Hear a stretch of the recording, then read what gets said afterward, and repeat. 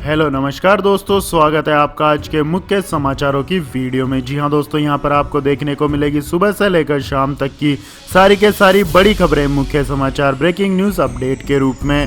तो दोस्तों आप लोगों से रिक्वेस्ट है इस वीडियो को ज़्यादा से ज़्यादा लाइक और शेयर करें। तो दोस्तों चलते हैं आज की पहली बड़ी खबर की ओर।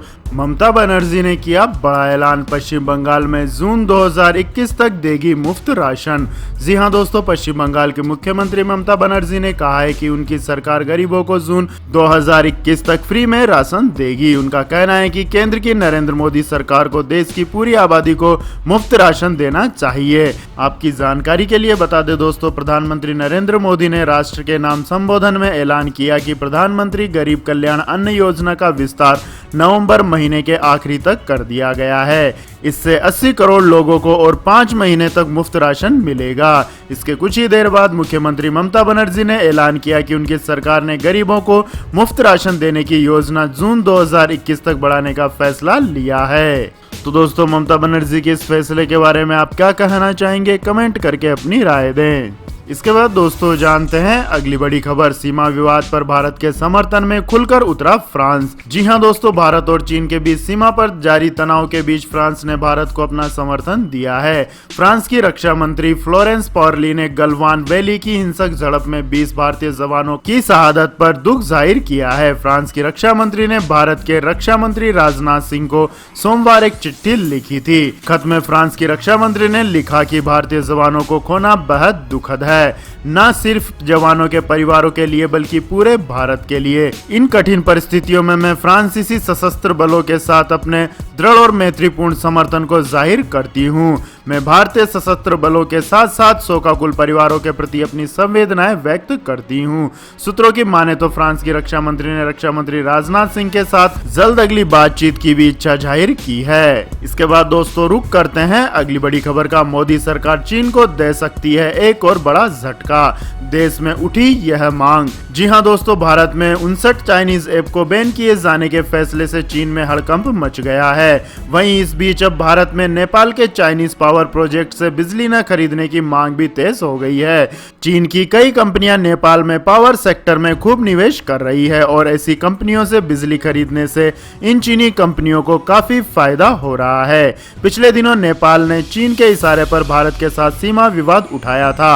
इसके अलावा लिपू लेक और काला पानी समेत दूसरे इलाकों पर अपना दावा ठोका था। भारत सरकार चीनी ऐप्स को बैन करने से चीन परेशान है। आपकी जानकारी के लिए बता दें दोस्तों, चीन के लोग इस बात से भी परेशान हैं कि भारत के फैसले से चीन की कंपनियों पर बड़ा असर पड़ेगा और इससे चीन में भी बेरोजगारी बढ़ेगी। सोशल मीडिया पर यूजर्स भारत की ओर से चीन में भेजे जाने वाली कैंसर की दवाओं को लेकर भी अपनी प्रतिक्रियाएं दे रहे हैं। यूजर्स का कहना है कि अगर भारत से कैंसर से जुड़ी कई अहम दवाएं चीन में आनी बंद हो गई तो चीन के लोगों की मुश्किलें और बढ़ जाएंगी। तो दोस्तों, क्या चीन की अक्ल ठिकाने लगाने के लिए भारत सरकार को चीनी कंपनियों और चीनी उत्पादों पर पूर्णतः रोक लगा देनी चाहिए? कमेंट करके अपनी राय दें। इसके बाद दोस्तों जानते हैं अगली बड़ी खबर। भारत में चाइनीज ऐप पर पाबंदी को लेकर चीन का बयान, हालात पर नजर, फैसले से है चिंतित। जी हां दोस्तों, चीन ने भारत द्वारा 59 चाइनीज ऐप पर लगाए गए प्रतिबंध पर अपनी प्रतिक्रिया दी है। चीन के विदेश मंत्रालय ने मंगलवार को बयान जारी करते हुए कहा है कि वे भारत के फैसले से चिंतित हैं और हालात पर नजर बनाए हुए हैं। चीन के विदेश मंत्रालय के प्रवक्ता जाओ लिजियान ने कहा है कि चीन की सरकार हमेशा अपने कारोबारियों को अंतर्राष्ट्रीय और स्थानीय कानूनों का पालन करने के लिए कहती है। निवेशकों के हितों की रक्षा करना भारत सरकार की जिम्मेदारी है। यह पैटर्न भारतीयों के हित में भी नहीं है। भारत सरकार की तरफ से 59 चाइनीज ऐप के बैन किए जाने से चीन में हड़कंप मच गया है। चीन के VIBO सोशल मीडिया पर भारत की तरफ से लगाया गया बैन ट्रेंड कर रहा है। इसके बाद दोस्तों जानते हैं अगली बड़ी खबर। चीनी मीडिया ने 59 ऐप्स बंद करने पर निकाली भड़ास तो आनंद महिंद्रा ने दिया करारा जवाब। जी हां दोस्तों, केंद्र सरकार ने चीन से जारी सीमा विवाद के बीच टिकटॉक, यूसी ब्राउजर और हेलो समेत 59 चीनी ऐप्स पर प्रतिबंध लगा दिया है। इसके बाद जहां भारत में सरकार के फैसले की तारीफ हो रही है, वहीं चीन में लोग बौखलाहट भरी प्रतिक्रिया दे रहे हैं। चीन ऐप्स पर रोक के बाद अंतर्राष्ट्रीय कानूनों का हवाला दे रहा है। वहीं चीन के सरकारी अखबार ग्लोबल टाइम्स ने भी भारत पर अपनी खिसियाहट निकालने की कोशिश की है। ग्लोबल टाइम्स के संपादक हु सीजिन ने चीनी ऐप्स पर पाबंदी के बाद ट्वीट कर भारत को नीचा दिखाने की कोशिश की है, लेकिन भारतीय उद्योगपति आनंद महिंद्रा ने करारा जवाब देकर उसकी बोलती बंद कर दी। हु सीजिन ने ट्वीट किया कि अगर चीन के लोग भारतीय उत्पादों का बहिष्कार करना भी चाहे तो उन्हें वो भारत में बना सामान खोज नहीं पाएंगे। इसके बाद उन्होंने लिखा कि भारतीय दोस्त, आपको कुछ ऐसी चीजें चाहिए जो राष्ट्रवाद से ज्यादा महत्वपूर्ण हो। सोशल मीडिया पर काफी सक्रिय रहने वाले भारतीय ऑटोमोबाइल कंपनी महिंद्रा के चेयरमैन आनंद महिंद्रा ने सीजिन को जवाब देते हुए लिखा कि मुझे लगता है कि इंडिया इंक को यह टिप्पणी पहली बार मिली है। यह सबसे प्रभावी और प्रेरक साबित हो सकती है। हमें उकसाने के लिए धन्यवाद, हम इस मौके को भुनाकर दिखाएंगे। इसके बाद दोस्तों जानते हैं अगली बड़ी खबर। लेकिन दोस्तों अगली खबर जानने से पहले आप लोगों से गुजारिश है कि इस वीडियो में दिखाई गई खबरें अगर आपको पसंद आई हो तो इस वीडियो को लाइक करें, कमेंट करें और हमारे चैनल को सब्सक्राइब करें। तो दोस्तों जानते हैं अगली बड़ी खबर। चीन ने पारित किया विवादास्पद राष्ट्रीय सुरक्षा कानून, हांगकांग में 1 जुलाई से होगा प्रभावी। जी हां दोस्तों, चीन ने हांगकांग के लिए विवादास्पद राष्ट्रीय सुरक्षा कानून पारित कर दिया है। खबरों के मुताबिक चीन के शीर्ष विधायकी निकाय national people Congress standing committee ने मंगलवार को सर्वसम्मति से कानून को मंजूरी प्रदान की है। बीजिंग के इस कदम के बाद तनाव बढ़ना तय है। इस नए कानून के तहत राष्ट्रीय सुरक्षा को खतरे में डालने वालों को अधिकतम उम्र कैद की सजा सुनाई जा सकती है। इससे पहले चीन की संसद ने कानून का समर्थन करते हुए चर्चा के लिए इसे स्टैंडिंग कमेटी के पास भेज दिया था। मंगलवार को कानून को मंजूरी मिल गई है। रिपोर्ट के मुताबिक national people Congress standing committee के 162 सदस्यों ने कानून पेश किए जाने के महज 15 मिनट के अंदर ही सर्वसम्मति से इसे मंजूरी दे दी। हांगकांग में यह कानून 1 जुलाई से प्रभावी हो जाएगा। आपकी जानकारी के लिए बता दें दोस्तों, 1947 में ब्रिटेन द्वारा हांगकांग को सौंपे जाने से पहले चीन ने इस पर सहमति जताई थी कि वह 2047 तक हांगकांग को कुछ स्वतंत्रता और स्वायत्तता बनाए रखने देगा। लेकिन आलोचकों का कहना है कि राष्ट्रीय सुरक्षा कानून हांगकांग के नागरिकों के लिए उस स्वतंत्रता की अनदेखी करता है। इसके बाद दोस्तों जानते हैं अगली बड़ी खबर। नेपाली कम्युनिस्ट पार्टी में घमासान बढ़ा, प्रचंड और अन्य वरिष्ठ नेताओं ने पीएम ओली से इस्तीफा मांगा। जी हां दोस्तों, चीन की शह पर भारत से सीमा विवाद करने और संसद में नया नक्शा पारित कर भारतीय क्षेत्र को नेपाल में दिखाए जाने के बाद नेपाली प्रधानमंत्री केपी शर्मा ओली की कुर्सी खतरे में पड़ गई है। इस बात पर खुद उन्हीं की पार्टी उनके खिलाफ हो गई है। स्थानीय समिति की बैठक में उन्हीं की पार्टी के वरिष्ठ नेताओं ने उनसे इस्तीफा मांग लिया है। मीडिया की रिपोर्ट के मुताबिक सत्तारूढ़ नेपाली कम्युनिस्ट पार्टी के सह अध्यक्ष पुष्प कमल दहल प्रचंड या वामदेव गौतम नेपाल के अगले प्रधानमंत्री हो सकते हैं। सत्तारूढ़ नेपाली कम्युनिस्ट पार्टी की स्थायी समिति की बैठक में प्रचंड और अन्य वरिष्ठ नेता माधव नेपाल, झालानाथ खनाल और वामदेव गौतम ने भारत के साथ ताजा विवाद और इस महामारी से निपटने सहित विभिन्न मुद्दों पर उनकी विफलता का हवाला देते हुए पीएम केपी ओली का इस्तीफा मांगा है। इसके बाद दोस्तों जानते हैं अगली बड़ी खबर। अब भूटान पर है ड्रैगन की नजर, चीन ने इस हिस्से पर ठोका दावा।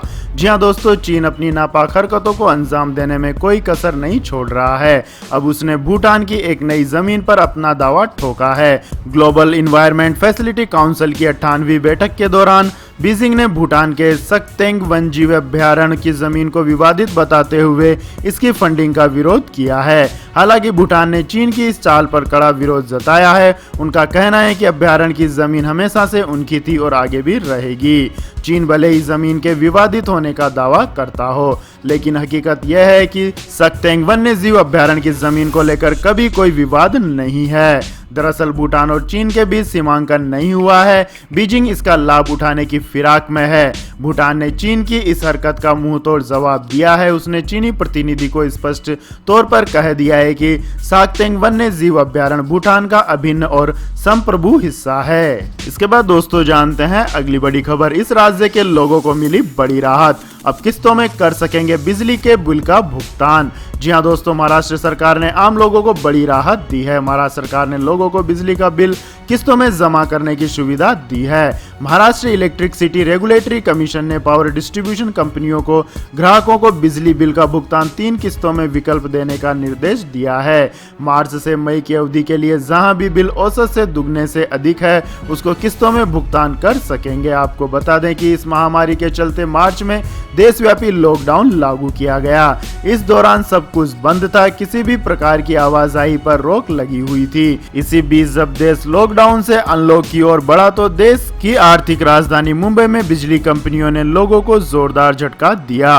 3 महीने से बिजली का बिल नहीं भेजने वाली कंपनियों ने जून महीने में ज्यादा बिल भेज दिए, जहां तक कि जिन लोगों ने लॉकडाउन के दौरान ऑनलाइन बिल का बिल जमा किया था उन्हें भी बिजली कंपनियों ने 3 महीने का बिल थमा दिया। तो दोस्तों, महाराष्ट्र सरकार के बिजली के बिल के भुगतान की किस्त वाली स्कीम आपको कैसी लगी, कमेंट करके अपनी राय दें। इसके बाद दोस्तों रुक करते हैं आज के मौसम अपडेट्स का। तो दोस्तों, अगले 24 घंटों के दौरान गुजरात के पूर्वी क्षेत्रों, कोंकण और गोवा तटीय कर्नाटक, केरल और असम के कुछ हिस्सों में हल्की से मध्यम बारिश के साथ कुछ स्थानों पर भारी बारिश हो सकती है।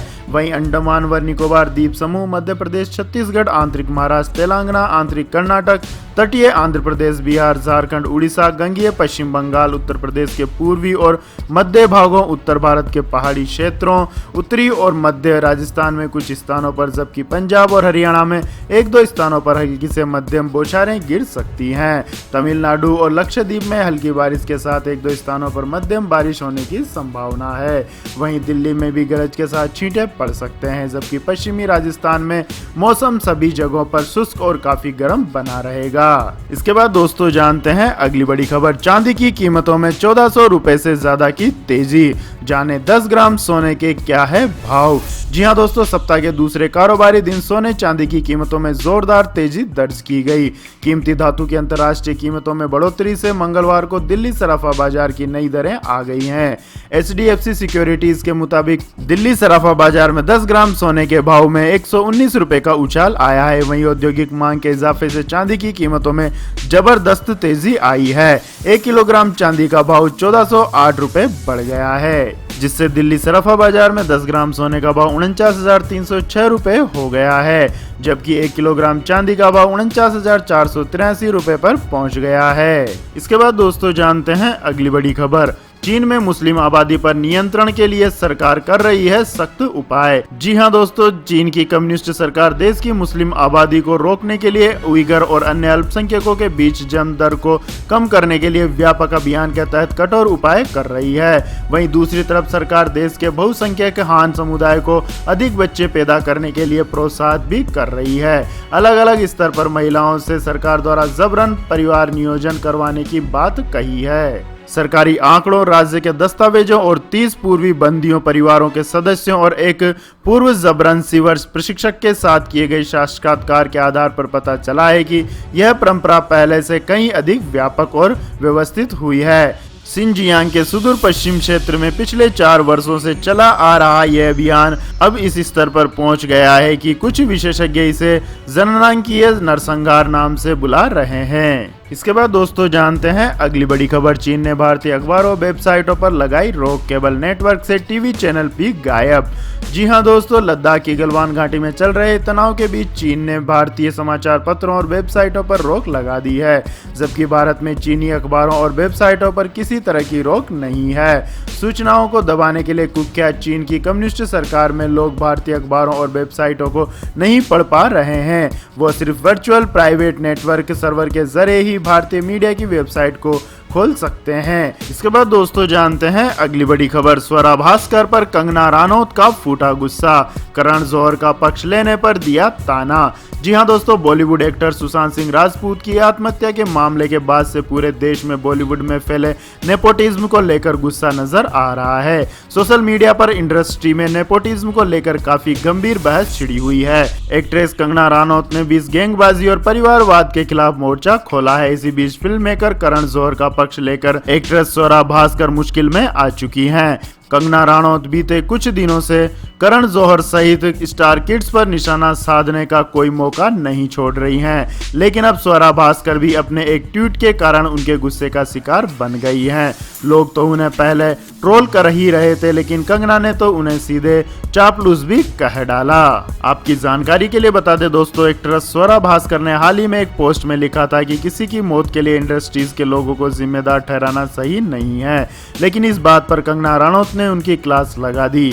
इसी पोस्ट पर कंगना रनौत ने उन पर निशाना साधते हुए कहा है कि स्वरा चापलूसी करने से पहले ये याद रखें कि कंगना ने बहुत रिक्वेस्ट के बाद शो में हिस्सा लिया था। वो सुपरस्टार हैं और करण जौहर एक पेड होस्ट।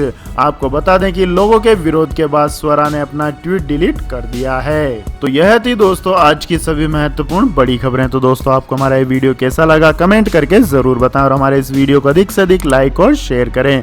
साथ ही हमारे चैनल को सब्सक्राइब करके बेल आइकन का बटन भी दबा लें। धन्यवाद। जय हिंद, जय भारत, वंदे मातरम।